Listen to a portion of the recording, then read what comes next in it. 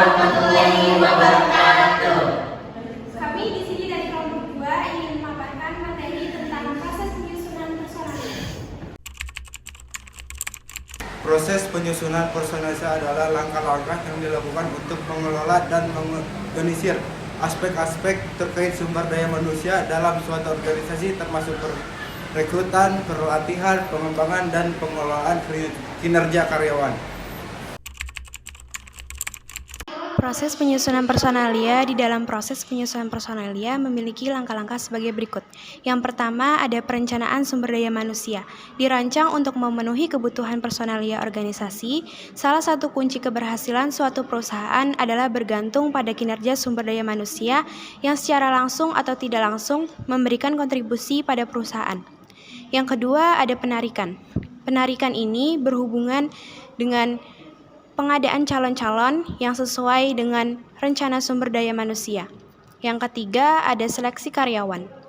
Seleksi karyawan adalah suatu proses untuk menentukan orang yang diramal akan menempati suatu posisi jabatan yang ditawarkan suatu perusahaan. Seleksi ini biasanya mencakup penilaian dan pemilihan calon personalia. Yang keempat, ada pengenalan dan orientasi.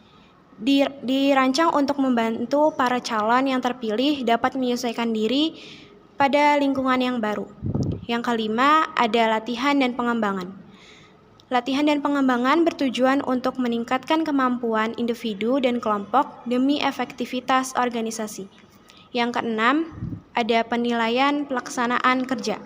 Penilaian pelaksanaan kerja. Proses ini digunakan untuk membandingkan pelaksanaan kerja perseorangan dan tujuan-tujuan yang dikembangkan untuk posisi tersebut.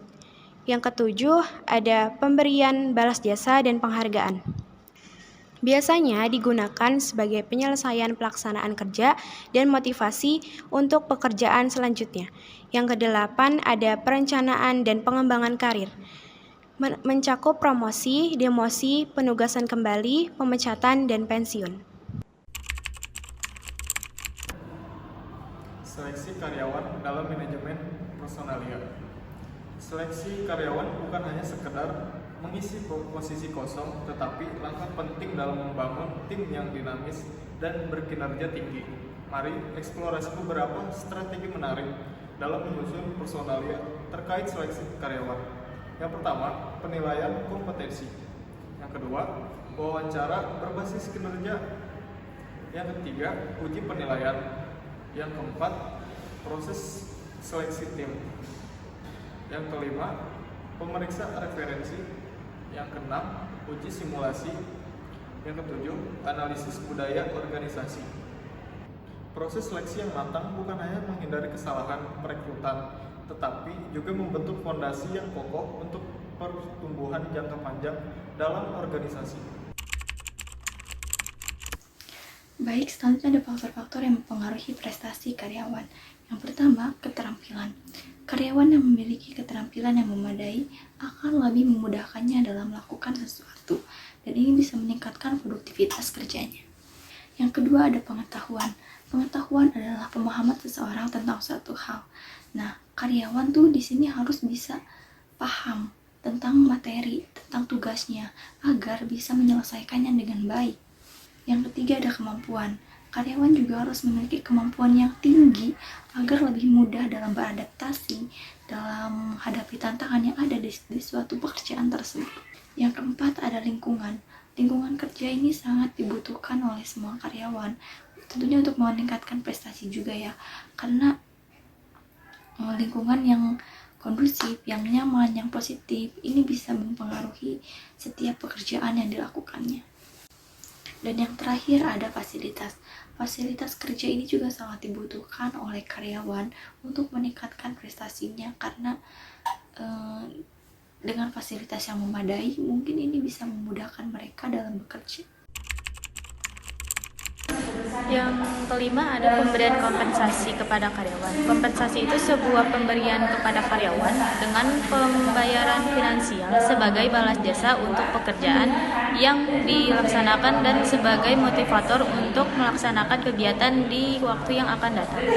Dalam hal ini ada penentuan kompensasi, yaitu kebijaksanaan manajemen ditentukan oleh interaksi dari 3 faktor, yaitu yang pertama ada kesediaan pembayaran, merupakan pernyataan dari para manajer akan membayar upah secara adil dan karyawan harus mendorong untuk meningkatkan hasil kinerja mereka agar upah dan gaji yang lebih tinggi dapat dibayarkan.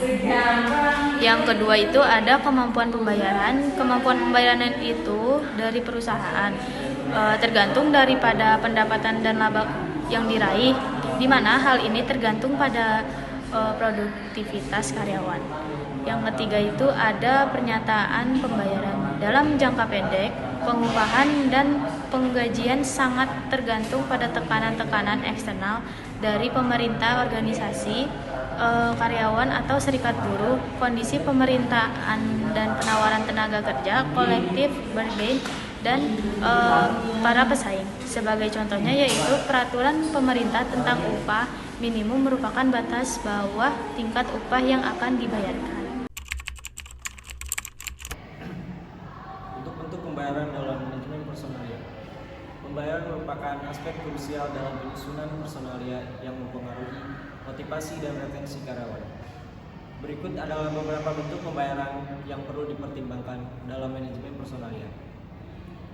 Yang pertama ada gaji tetap, memberikan stabilitas finansial kepada karyawan. Yang kedua, bonus kinerja, diberikan atas pencapaian target atau hasil kinerja individu.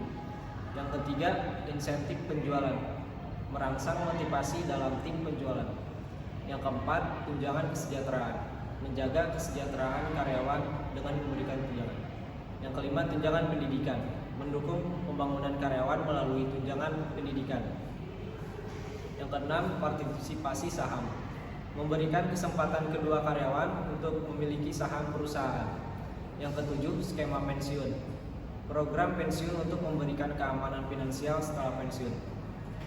Yang kedelapan, insentif inovasi, bonus untuk ide kreatif atau inovasi yang menguntungkan perusahaan. Penyusunan personalia yang efektif memperhitungkan kombinasi elemen-elemen ini untuk memastikan kesejahteraan karyawan dan keberlanjutan bisnis yang optimal.